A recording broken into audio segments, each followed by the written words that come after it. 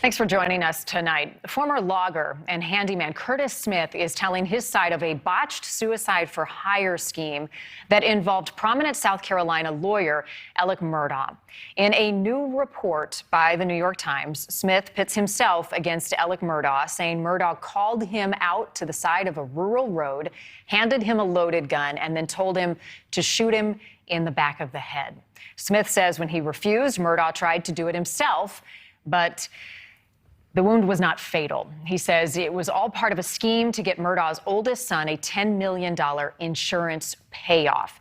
The Murdaugh family has dominated the South Carolina headlines since June, when Alec Murdaugh's wife and younger son were both found murdered. Since then, this case has many twists and turns and complicated layers, including claims of drug use, embezzlement, unexplained deaths, and the very latest, this suicide for hire insurance scheme.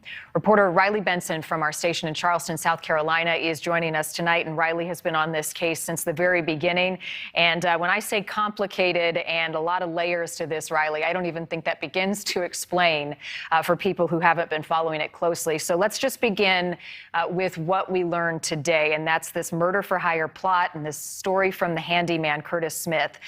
Is Murdaugh or his attorney on his behalf responding at all to this recollection of what happened on the side of the road that night? No, they're not. They're not responding to this really at all. There have been a lot of questions as to whether or not Alec was even injured the night of the shooting that happened back Labor Day weekend on September 4th. Whether there was a visible injury or not was the question from the very beginning that we got within the Hampton County Sheriff's Office report that was submitted by SLED.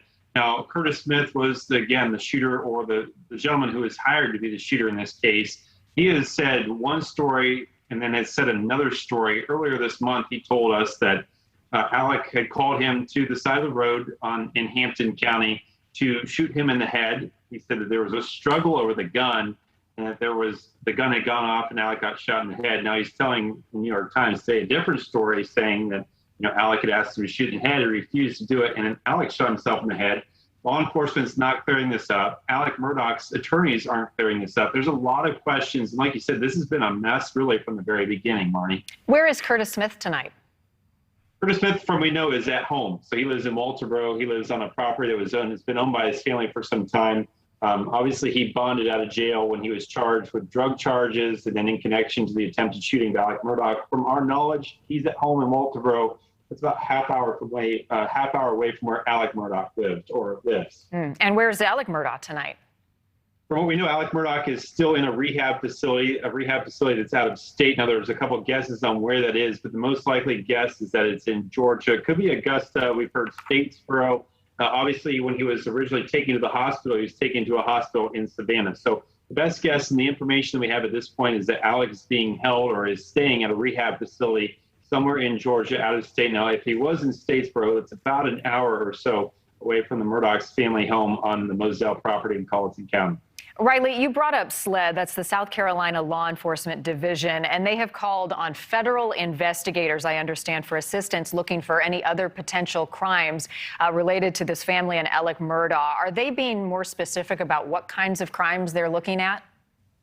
They're really not, but I think that the best guess that we have right now is that the FBI is who was called in, as they're involved in a lot of the fraud schemes, the scams, the crimes that are involved, the money. Obviously, there's insurance fraud here. There's accused or alleged stealing from death settlements, alleged stealing of money from clients through the Murdaugh family law firm.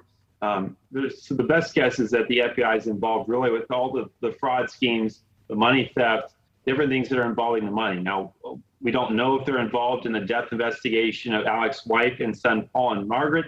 We don't know if they're involved in the death investigation of Gloria Satterfield, if they're involved in the death investigation of Stephen Smith. Our best guess at this point is that they're involved in all of the fraud schemes, the money theft, the different crimes that are involving Alec Murdaugh allegedly taking money from clients, from the law firm, from the death settlement. All active investigations at this point. A messy and very sad case that continues to develop. Riley, as always, appreciate your time and your insight. Thank you. Bonnie, thank you.